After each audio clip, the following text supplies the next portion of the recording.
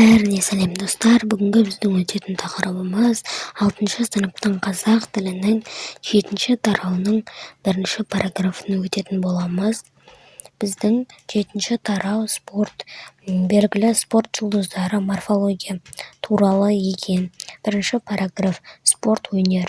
1 тапсырмада айтылыпты: мәтінді суреттегі ақпараттармен толықтырып оқып стиль анықтаңдар. Ішкі және сыртқы айналымға бөлініп, ой-түрткі сұрақтары негізінде сократтық семинар ұйымдастырыңдар депті. Бірақ бізге бұның керегі жоқ, мәтіннің де оқудың керегі жоқ. Астындағы тез сұрақтарына жауап беріп кетейік. Бірінші мен сұрақтарының бәрін оқып алайын, кейін жауаптарын бәрін айтып шығам, бәрінің жауаптарын. Бірінші сұрақта: спортты өнердің бір түрі деуге бола ма? Екінші: дағыстандық балуанның пікіріне қосыласыңдар ма? Үшінші: қай халыққа қандай спорт түрі тән, етене жақын деп ойлайсыңдар? Төртінші: қазақтың ұлттық спорт түрлеріне тағы нені қосар едіңдер? Достар, ендігісі бізде екінші тапсырма. Екінші тапсырмада айтылыпты: оқылым мәтініндегі дара және күрделі етістіктерді анықтаңдар. Достар, мен айтпақшы, сіздерге айтпаппын. Мен мына жердегі етістік және олардың түрлері туралы түсіндірмеймін. Менің және осы етістік және олардың түрлері туралы мен видео салатын боламын. Егер түсінбейтіндер сол видеоны қарасын. Мен әлі салмаймын бірақ ол видеоны. Бірақ күтіңіздер, түсінбейтіндер. Дара етістіктер дегенге шығады, дамыған, жетеді, алады, біледі.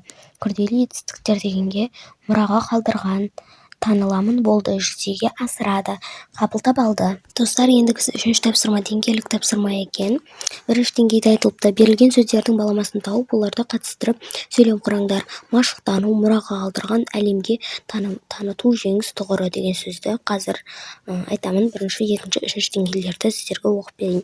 2-ші деңгейде айтылыпты: мәтіндегі спорт терминдерін теріп жазыңдар. Спорт терминдерді сөздігінің көмегімен түсініктеме беріңдер. 3-ші тапсырма: өздерің білетін спорт түрлерін кестеге түсіріңдер. Осы кестені қазір көрсететін боламын. 1-ші деңгейдің жауабына жазамыз. Машықтану деген сөздің баламасы жаттығу жасау, мұраға қалдырған деген аманат еткен, әлемге таныту деген дүние жүзіне таныстыру, жеңіс тұғыры дегеніміз марапат мінбері. Достар, енді бізге айтқан еді ғой, 1-ші деңгейдің тапсырмасында оларды қатыстырып сөйлем құраңдар деген еді ғой. Енді біз жазамыз. 4 сөздің баламасын тауыңдар деген сол сөзге 4 сөйлем құрдым. 1-ші тапсырманы, 1-ші сөзге спортшылар күн сайын жаттығу жасап, өз дағдыларын дамытады. 2-ші сөзге қазақ халқы ата-бабаларынан қалған дәстүрлерді аманат еткен. Қазақстан спортшылары халықаралық жарыстарда елін дүние жүзіне танытып жүр. 4-ші чемпион әлемдік жарыстарда жеңіске жетіп, марапат мінберіне көтерілді. 1-ші деңгейіміз бітті. Енді 2-ші деңгей. Мәтіндегі спорт терминдерді теріп жазыңдар деген еді ғой.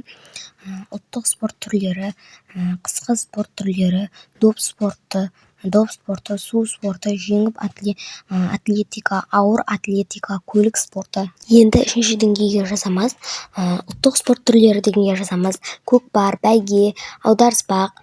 Ал қысқы спорт түрлері дегенге жазамыз. Шаңғы, биатлон, мәнерлеп сырғанау. Ал доп спорты дегенге жазамыз. Футбол, баскетбол, волейбол. Енді су спорты дегенге жазамыз. Суға жүзу, синхронды жүзу. Ал жеңіл атлетика дегенге жазамыз.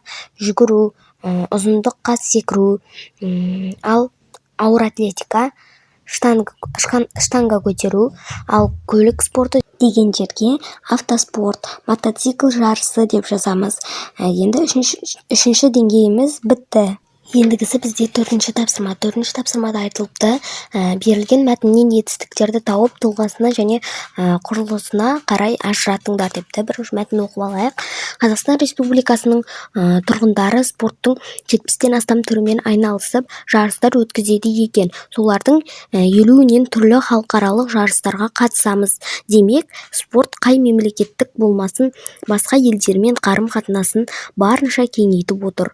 Бұрын бізге бейтаныс спорт түрлері өзімен бірге ғажайып сөз тасқынын да ала келді. Енді жауабын жазамыз. Түбір етістіктерге жарысады, қатысады, біледі, алады.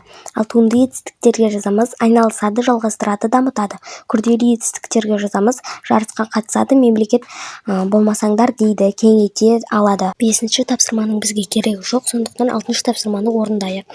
6-шы тапсырмада айтылыпты: спорт секциясына қатысатын достарың туралы спортпен шұғылданудың денсаулыққа әсері жөнінде аргументативті эссе жазыңдар. Етістіктерді құрылысына қарай талдаңдар депті. 6-шы тапсырманың жауабы: қазіргі замандағы спортпен шұғылдану денсаулықты нығайтудың, тән мен жан саулығы сақтаудың ең тиімді жолдарының бірі. Әсіресе жастар арасында спорттың маңызы зор. Менің достарымның арасында да түрлі спорт секцияларына қатысатындар көп. Бірі футболмен айналысса, бірі жүзуге барады. Енді бірі күреспен шұғылданады. Олар күн сайын жаттығып, өз денелерін шынықтырады. Менің жақын досым Ершан каратэмен айналысады. Ол бұл спортқа 5-ші сыныптан бастап барып жүр. Басында оған қиын болғанын айтады. Бірақ үздіксіз жаттығудың арқасында қазір қара белбеу иегері атанды. Карате оған тек дене шынықтыру жағынан ғана емес, төзімділікке, тәртіпке, шыдамдылыққа үйретті. Оның арманы болашақта халықаралық жарыстарға қатысып, еліміздің атын шығару. Осылай жазып аламыз, достар. Осымен менің видеом аяқталды. Сау болыңыздар. Мені 1000 подписчикке жеткізіп тастау керек. Десе жеткізіп тастайық. Тағы видеоларым күтіңіздер.